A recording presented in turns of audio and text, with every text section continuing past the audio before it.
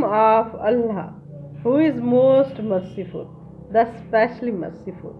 Bismillahirrahmanirrahim. Last videos में हम stopping by woods on a snowy evening, एक बर्फानी शाम जंगल के नाम, या एक बर्फानी शाम को जंगल में ठहरना, इस नज़म के हमने सारे स्टैंजा के वर्ड मीनिंग्स, इनके वर्ड मीनिंग्स, सिनोनिम्स और ट्रांसलेशन ये हम कर चुके हैं और पैराफ्रेजेस भी हमने की हैं।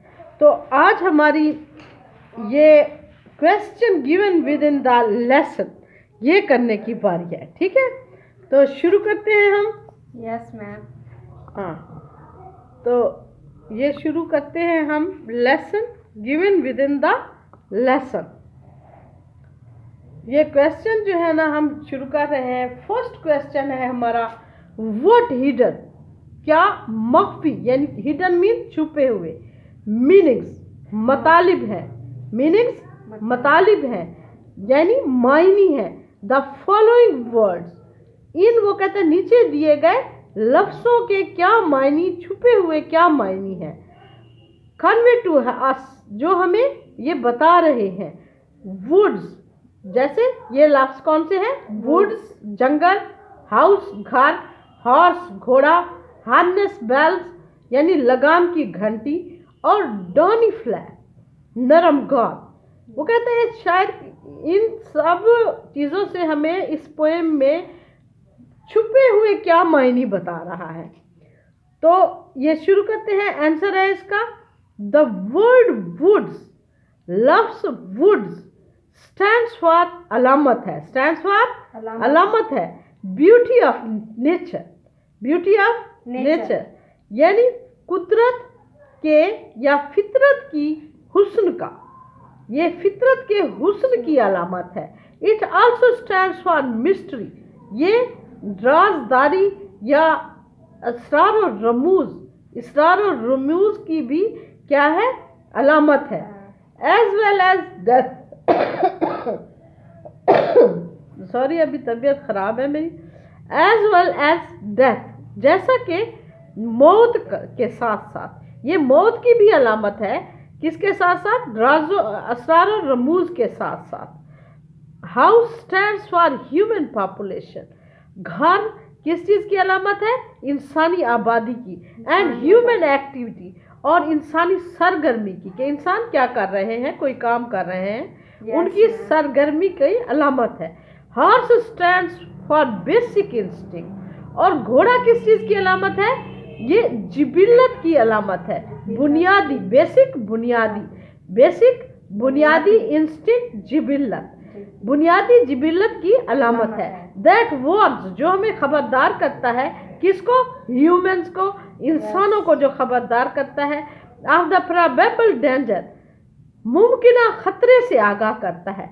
हार्नेस बेल्स, हार्नेस बेल्स यानी लगाम की घंटियाँ, स्टैंड्स फॉर अलामत है, वार्निंग इन तंबाई साउंड्स, ये इन तंबाई आवाज़ें हैं, ये क्या है, इन तबाही आवाज़ें हैं। दे अर्ज, ये मजबूर करती हैं, द पोएट, शायर को, टू बी कॉशियस, के वो मोहतात रहे, ये शायर को क्या करती है, हाँ शायर को कहती है कि वो क्या रहे, मोहतात रहे, उसकी तरगीब देती हैं मोहतात रहने की।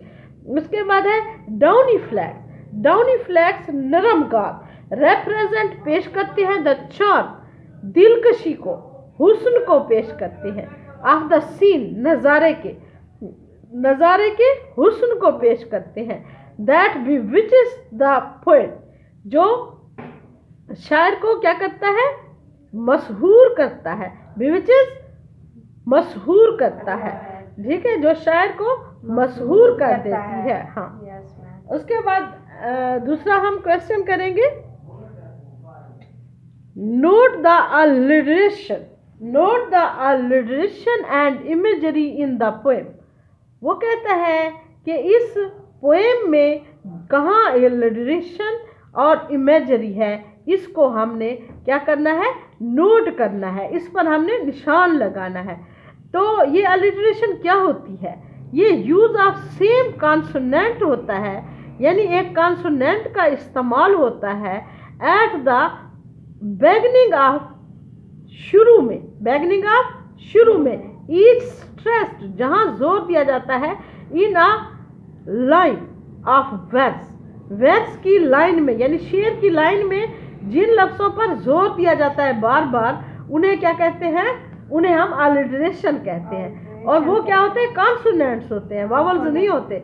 जब आप छोटे से पढ़े थे ना, कुछ वावल्स होते हैं, 5 वावल होते हैं। कौन से होते हैं, ए ई आई ओ यू, इसके अलावा सारे कॉन्सोनेंट होते हैं। कॉन्सोनेंट पर क्या होता है, जोर दिया जाता है जहाँ वर्सेस में, तो उन्हें क्या कहते हैं, हम अलिटरेशन कहते हैं।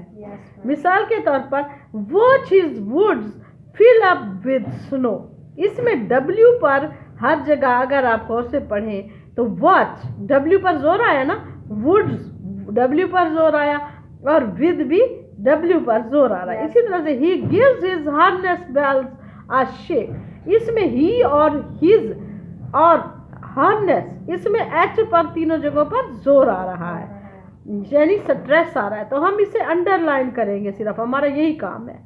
हमने क्या करना है, इसे अंडरलाइन करते जाना है। Bells are shake some mistake, अब सम में एम पर जोर आया है और मिस्टेक में एम पर जोर आया है। अदर साउंड, साउंड में क्या आया है, एस पर जोर आया है और स्वीप पर भी एस पर जोर आया है। And the woods are lovely dark and deep, dark and deep और वुड्स में डी पर जोर आया है, स्ट्रेस आ रहा है।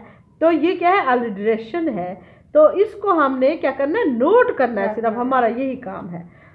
आगे है हमारा ये द लाइन और फ्रेजेस इंडिकेटिंग विजुअल इमेजरी, यानी बासरा, विजुअल इमेजरी क्या होती है, बासरा सूरत होती है, यानी बासरा बसारत से है, देखना, देखने की जो तखय्युल है, ख्याल है, उसकी जो देखने की सूरत है उसे कहते हैं विजुअल इमेजरी। तो वुड्स फील्ड विद स्नो, जंगल भरे हुए हैं किससे, बर्फ से, ये हमें वो दिखा रहा है, शायद क्या कर रहा है, यहाँ पर विजुअल इमेजरी कर रहा है। हाँ, विजुअल इमेजरी के जरिए हमें दिखा रहा है। The darkest evening of the year, साल की तारीक तरीन रात। अब हमने देखा तो नहीं है कि वो कितनी तारीख थी, तो वो शायद हमें लफ्ज़ों से विजुअल इमेजरी के जरिए हमें बता रहा है कि darkest evening of the year, यानी पूरे साल की काली रात थी। द वुड्स आर लवली, और जंगल क्या थे, प्यारे थे, खूबसूरत थे। Dark and deep, dark, dark क्या होता है, तारीक, एंड डीप, गहरे, डार्क एंड डीप, ये सारी चीज़ें हमें वो विजुअल इमेजरी के जरिए बता रहा है। ठीक है। उसके बाद द लाइन्स और फ्रेजेस इंडिकेटिंग ऑडिटरी इमेजरी, सुने जाने वाले ख्यालात, उन्हें ऑडिटरी इमेजरी कहते हैं। क्या कहते हैं, ऑडिटरी इमेजरी, इमेजरी हाँ कहते हैं। हाँ, he gives his harness bells a shake, इसमें हमें बेल्स की आवाज़ क्या होती है, सुनाई जैसे देने लगती है। ऐसे पता लगता है ये सुनाई दे रही है हमें घंटी की आवाज़ से। The only other sounds the SVEEP, दूसरी आवाज़ सिर्फ साए साए की है।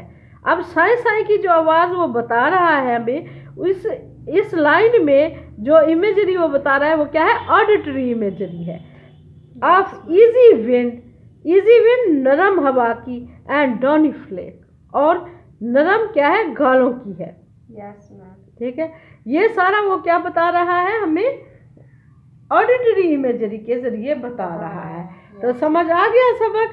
तो इंशाल्लाह अगली वीडियो में हम करेंगे कंप्रीहेंशन के क्वेश्चन। तो मिलते हैं अगली वीडियो में, नई वीडियो में नए लेसन के साथ। अल्लाह हाफिज़।